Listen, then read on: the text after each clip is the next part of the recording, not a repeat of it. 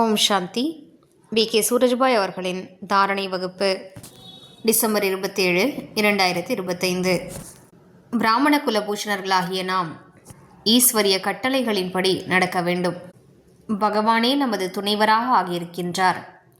ஒவ்வொரு அடியிலும் அவர் நமக்கு வழிகாட்டுதல்களை கொடுத்திருக்கின்றார். எனவே மனதினை மிகுந்த சக்தி வாய்ந்ததாக ஆக்க வேண்டும். பாபா கூறியிருக்கின்றார், நீங்கள் மனதிற்கு எஜமானர்களாவீர்கள். மனம் உங்களது எஜமானன் அல்ல என்ற நினைவை தனக்குத்தான் ஏற்படுத்தி கொள்ளுங்கள் என்கிறார். நான் ஆத்மா சுயராஜ்ய அதிகாரியாவேன். மேலும் மனம், புத்தி மற்றும் சம்ஸ்காரங்களின் எஜமானனாவேன். இந்த உடலின் புலன்களுக்கு நான் எஜமானனாவேன். எந்த அளவிற்கு இந்த எஜமானத்தன்மையின் பெருமிதம் இருக்குமோ அந்த அளவிற்கு இந்த மனம், புத்தி நமது கட்டுப்பாட்டிற்குள் வந்துவிடும்.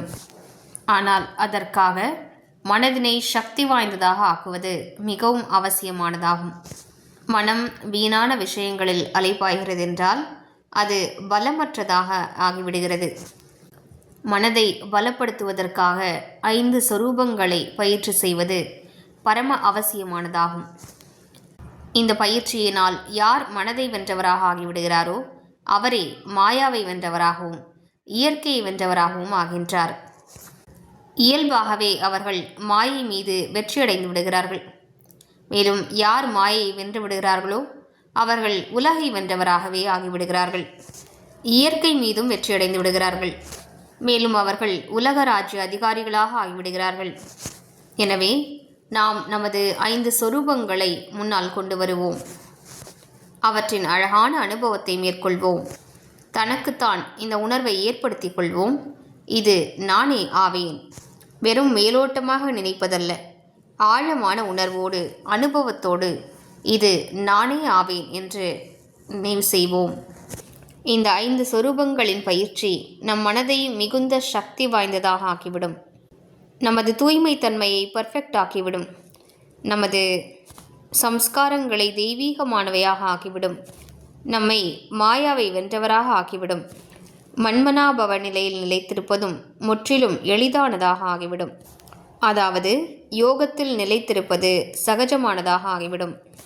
சிறிது நாட்களுக்காக இதனை நன்றாக பயிற்சி செய்வோம். ஒவ்வொரு மணி நேரத்திற்கும் ஒரு முறை, எப்போது நாம் காலை மற்றும் மாலை வேளைகளில் ஓய்வாக இருக்கும்போது மிக நன்றாக இந்த 5 சொரூபங்களை பயிற்சி செய்து கொள்வோம். ஒரு நிமிடத்திற்காக ஒவ்வொரு சொரூபத்தை பயிற்சி செய்வோம்.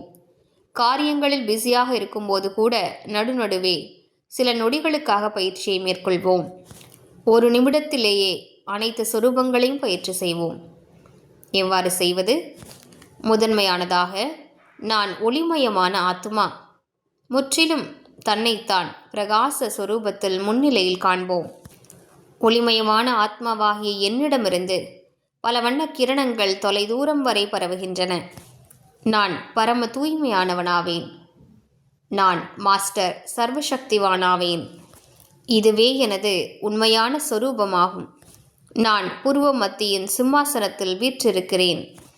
ஆத்மாவாகிய நான் தேகத்தில் அமர்ந்திருக்கிறேன். இந்த கர்மேந்திரியங்களின் எஜமானனாக இருக்கிறேன்.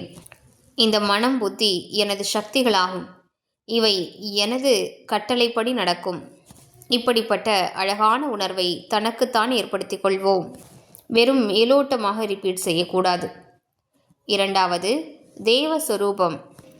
ஆதி காலத்தின் எனது உண்மையான சொரூபம் இதுவே ஆகும். ஒளிமயமான முகம், தங்கம் போன்ற உடல், முழுமையான தூய நிலை, தலை மீது இரட்டை கிரீடம், அளவற்ற செல்வ செழிப்பு, சுகம், அமைதி நிரம்ப பெற்ற சொரூபம். நான் இயற்கைக்கு தலைவனாக இருக்கின்றேன். நாலாபுறங்களிலும் தங்க மாளிகைகள், வீடுகளின் முற்றங்களில் புஷ்பக விமானங்கள் நின்று கொண்டிருக்கின்றன. இந்த சொரூபம் நானே ஆவேன். பிறகு நமது பூஜைக்குரிய சொரூபத்தை முன்னால் வைப்போம். சேஷனாக படுக்கையில் வீற்றிருக்கக்கூடிய மகாவிஷ்ணுவின் சொரூபம், அல்லது விக்னங்களை அழிக்கக்கூடியவராகிய விநாயகரின் சொரூபம், அல்லது அஷ்டபுஜங்களை கொண்ட தேவியின் சொரூபம். என் முன்னிலையில் ஆயிரக்கணக்கான பக்தர்கள் எனது சொரூபத்தை தரிசித்து கொண்டிருக்கிறார்கள்.